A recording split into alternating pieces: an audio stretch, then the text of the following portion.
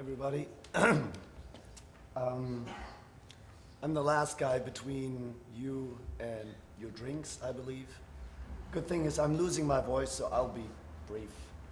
I don't know, I'm almost ashamed now to show this slide because we have heard so many times this question and we've already heard so many answers to that question. So let me just go in line and ask that again.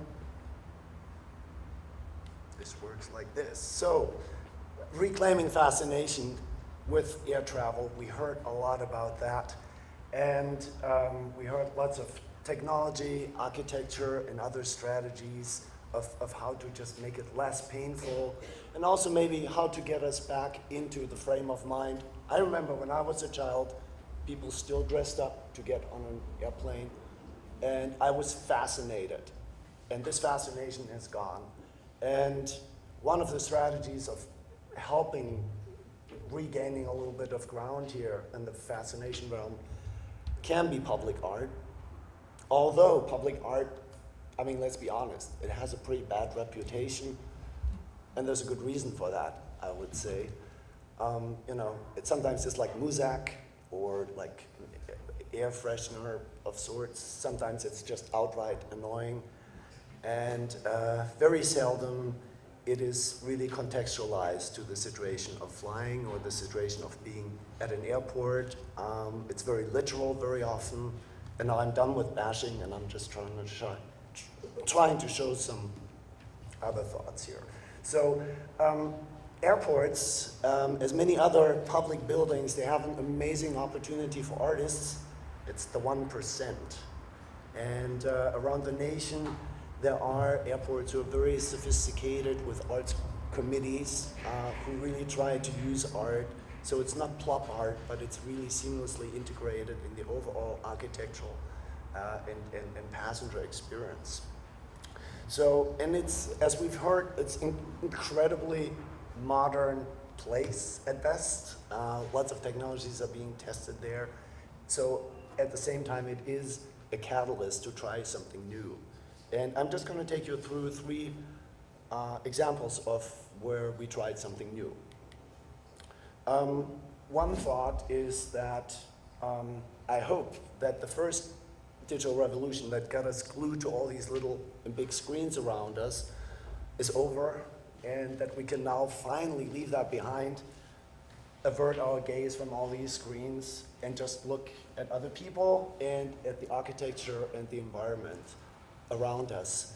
So I hope that the second digital revolution actually gets rid of all these screens and gets us reconnected to the environment. And here's an example. It's an ancient art piece. It was inaugurated in 2010 at the gateway of Silicon Valley. That's the San Jose airport.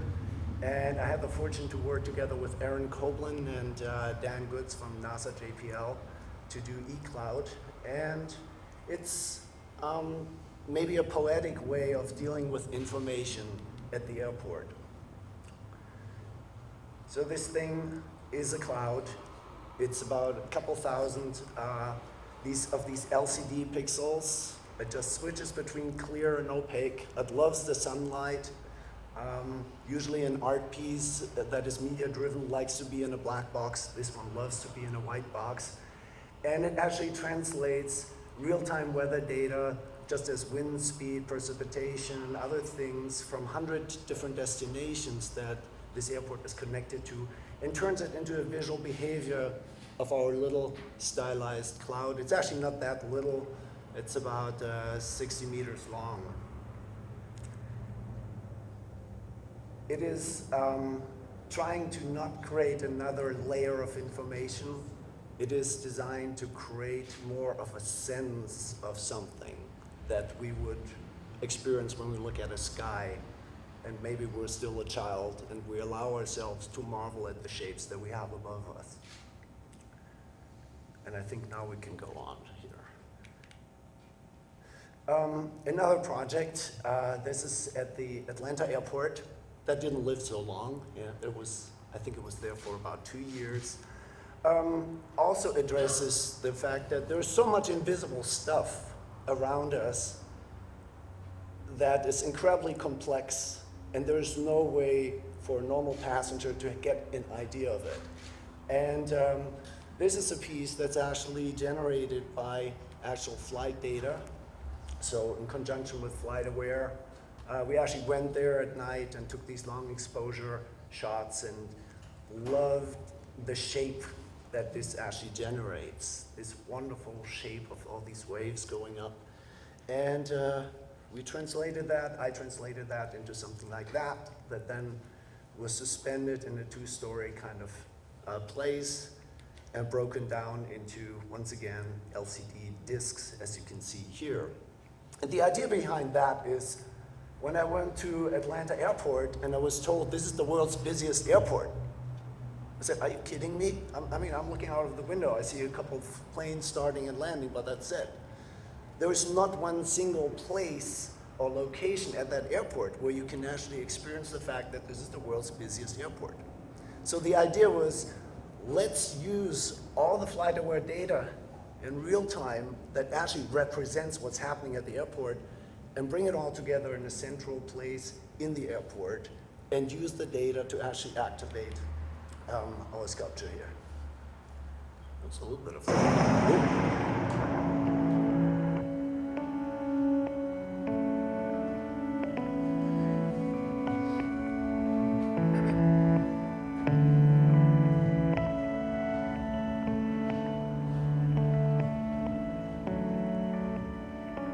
So these movements of the starts and the landings are always different because they are determined by the size of the plane, the number of passengers, and the distance flown. And these are all factors that make small ripples and big ripples.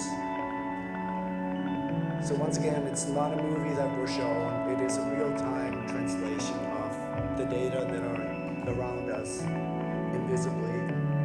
I think there's going to be a little thing that shows, oh yeah, this is what our computer actually sees. And then there's all the different parameters on the left-hand side that then determine the behavior of these actual ripples here.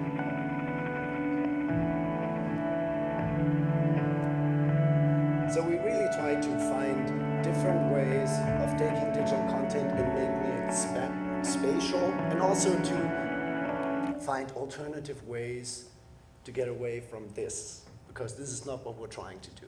I think we have enough screens. When I talk about media texture, it is decidedly not that. To me, that's not media texture. That's not a symbiosis of architecture and media.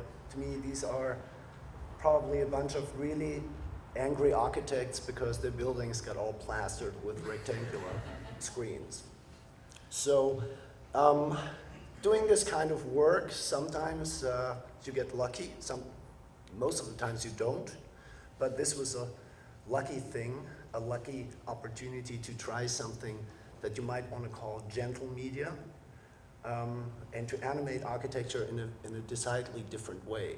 Because after I got a commission to do something at the San Diego airport, which is the next piece, I got a phone call from these guys, E-Ink, and they said, oh, we've seen your work, we like it. By the way, we're the guys who do millions of these Kindle screens, we know how to do that. And now we can print out this material a mile long, but we don't know what to do with it. I said, okay, maybe I can help you with that. And we got hold of the material. And the thing that's kind of in this very jumpy video that you can see is propagation. So it's not like a switch on, switch off, but it's a very, very soft change of state between two different colors, because these are actually little color pigment molecules that are swimming in some kind of a substrate, and they come to the surface, and then when you reverse the polarity, they sink down. Why is that cool? It uses almost no electricity. It's one of the most energy efficient ways. The other thing, what's cool about it is it does not emit any light. So there's zero light pollution for this material. It just reflects the ambience of light. And we thought that that's worthy of trying on a big scale. So the big scale came about with this opportunity, which is the new rental cars center in front of which about 120,000 people are our captive audience every day because they're sitting there in traffic. And we were asked to do something with the facade. To mind came Dazzle Camouflage, which is a wonderful thing, way, I think, to hide things in plain sight. And so we applied that to the facade, did a little bit of dazzling here. And the dazzling then is broken down into lots of individual pixels, as you can see here, and then you generate this skin that is extremely low resolution, but can show a surprisingly organic way of animation here. I said autonomous, and they are autonomous, these pixels, because this is a retrofit, it's after the fact. Oh yeah, do something on the facade, but please do not drill a hole, and you can't run any conduits here as well. So what do? Well, let's make stickers. So the design challenge was then to create an intelligent sticker that generates its own energy through some electrovoltaic cells, that has a supercapacitor, which is a fancy battery, and some electronic ears and a tiny little brain and an IP number. And then you have a computer, and that computer knows 2,100 of these guys by name and tells them what to do. And it is zero energy that you have to provide because it's all sunlight. That took E-Ink, the company, 2.5 years to evolve to get to that point. They spent enormous amounts of money. That it's an MIT kind of engineering group, a dozen people, 2.5 years working on this thing to get it to this point, so that they now can promise a lifespan of about 10 years exposed to the elements here. So another nice side note is we needed to have transmitters. We hijacked the palm trees, so we created like these little collars of the row of palm trees that then actually sent the signal over to the facade. And I'm closing with this tiny little teaser video here.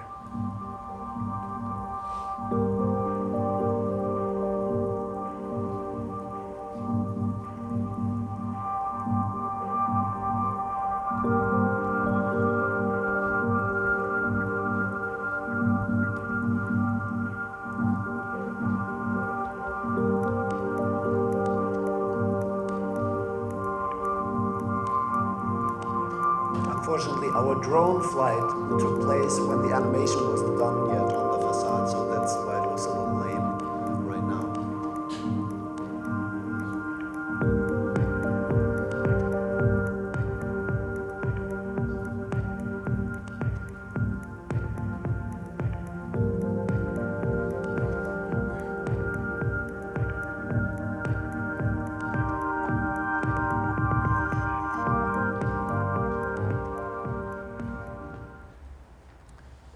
So in closing, I think there is, it's always very risky to be the first mover on a new technology. I actually tanked my first company, which was called Übersee, now it's Überall, on one that didn't go so well.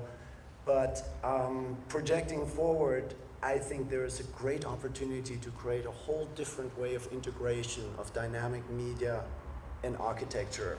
And I just can't wait to work in real time with an architect as she develops the building to develop a media skin as it happens. And I think that the sky's the limit for these kind of things. And yeah, it might help for the airport questions as well. So thank you very much.